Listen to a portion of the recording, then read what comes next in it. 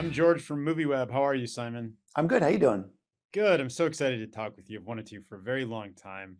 Um, Excited to ask about Invasion and particularly what you feel coming into season three you got to explore creatively that was new for you and exciting.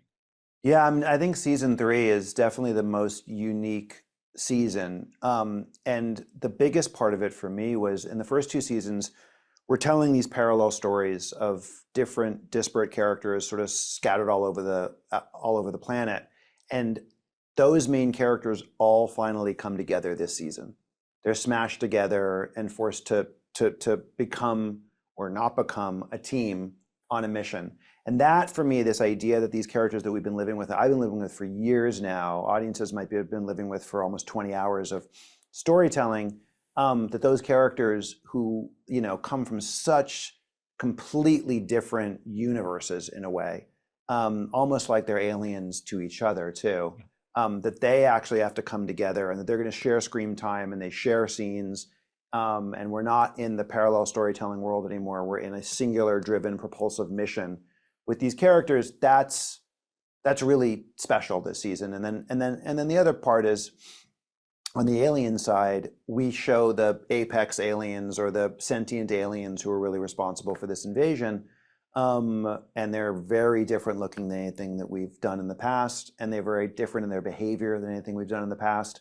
And there's an aspect of them that's sort of human and emotional and sympathetic and yet also wildly dangerous and predatory and all that. So I think that the combination of both those two things felt really, for me, invigorating as a writer. Yeah, I mean, the slow burn is finally blowing up. Yeah, I think People are that's right. excited, I'm Yes, sure.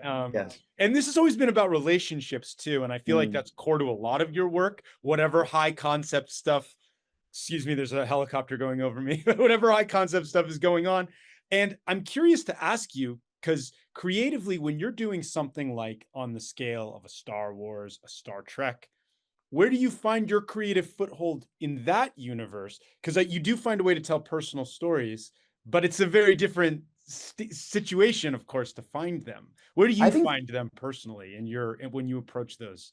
I know I can only write from a personal place. So it may not look it. So even going back to the first movie I ever made, Mr. and Mrs. Smith, that was about, I was young, I was in my early 20s and I was in a bad relationship. And the person I was in a relationship told me that I was really good when there was conflict, but I wasn't good when things were stable. And I was like, that's true about me, but it's also kind of an interesting idea for romantic comedy. I don't know how to write romantic comedies. I couldn't write Kramer versus Kramer as a drama, so it ends up being an action movie about spies. I could go through every X-Men movie and I could tell you where I was in my life and what that movie was about. There's an X-Men movie that's about my divorce. There's an X-Men movie about becoming a parent for the first time. There's an X all of this personal stuff gets smuggled into the work that I do. And not in a way that's overt necessarily, but in a way that I feel like because I'm going through it, it's probably something other folks have gone through as well. And my favorite science fiction, does a lot of different things, but almost always has something in it that I can relate to, whether that's a love story, whether that's coming of age, whether that's loss, whether it's a complicated relationship to your father who happens to be Darth Vader. There's lots of high concept work that's rooted in something really kind of primal, and almost biblical. Yeah, that is how it works. That's what we connect to on the human level. When you have to navigate, because in Invasion, you're navigating your world. When Mm. you have to navigate all these, I don't want to say landmines, but these massive pieces of architecture in the Mhm. landscape, really like Darth Vader. Like, Mhm. how do you approach that? You've done it. So, I mean, Rebels is just an example of taking a Mhm. little bit of those pieces that are huge and showing us a piece of corner and then moving on to another thing, and that's masterful. And everybody's trying to do that right now, and it's not easy. So, what is your approach? It's not easy. I think you have to start from a place of what is it, much like Invasion, start from a place of who are the characters and what is it about emotionally. Hmm. And then when you have IP, and whether for me that's been Sherlock Holmes, it's been Poirot, it's certainly been X-Men, Deadpool, Logan, Star Wars.